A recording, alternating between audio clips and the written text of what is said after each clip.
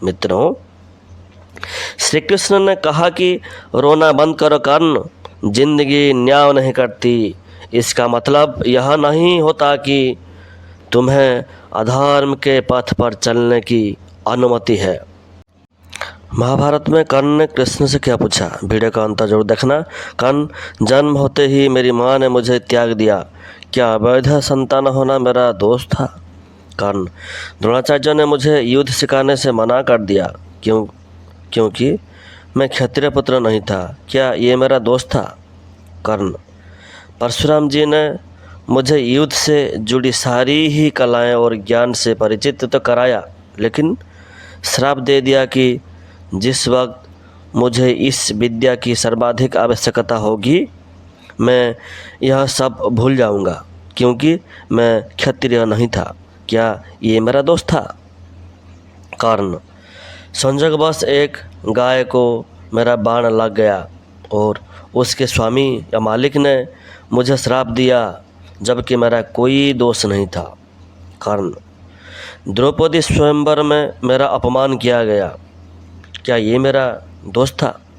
कर्ण, माता कुंती ने मुझे आखिर में मेरे जन्म रहस्य बताया, वह भी तब जब उनके बेटों पर संकट आया, क्या ये मेरा दोष था?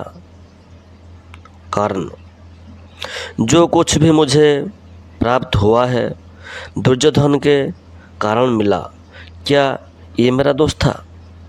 कर्ण, तो अगर मैं दुर्योधन की तरफ से लड़ूं तो मैं गलत कहाँ हूँ? श्री कृष्ण ने तब कर्ण को दिया ऐसा जवाब और बताया, दोष कहाँ है? कृष्ण, कर्ण, मेरा जन्म मेरे ही मामा के कारागार में हुआ। कृष्ण, जन्म से पहले ही मृत्यु मेरी प्रतीक्षा में घात लगाए थी।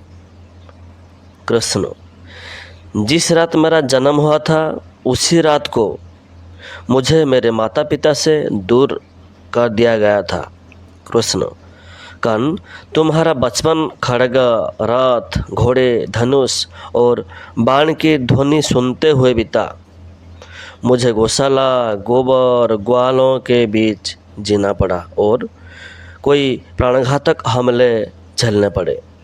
कृष्ण, मेरे पास कोई सेना नहीं थी, मुझे कोई शिक्षा नहीं मिली थी।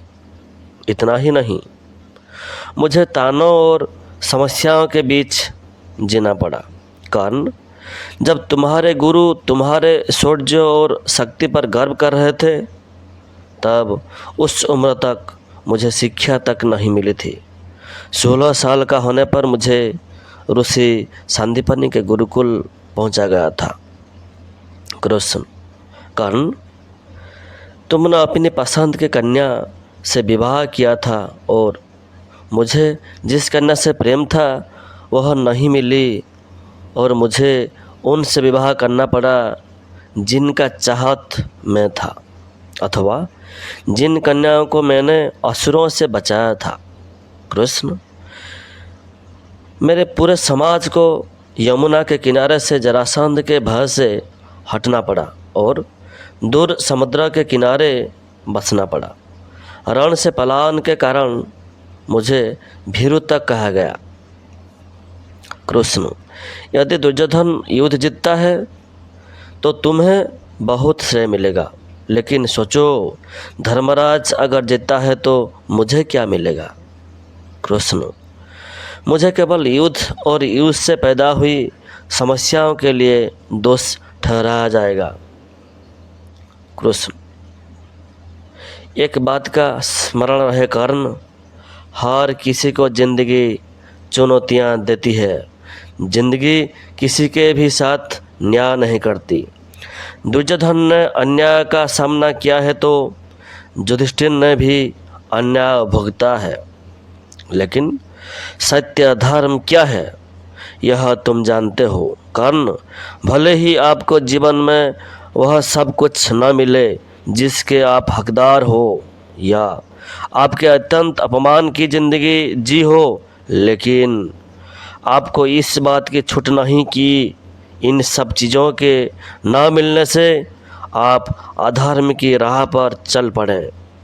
महत्व इस बात का है कि आप उस समय उस संकट का सामना कैसे करते हैं।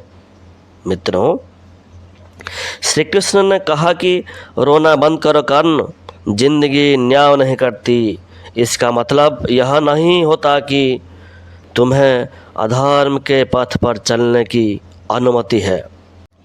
वीडियो को अंत तक देखने के लिए धन्यवाद। अगर चैनल को अभी तक सब्सक्राइब नहीं किया तो सब्सक्राइब एंड लाइक कर दीजिए। धन्यवाद।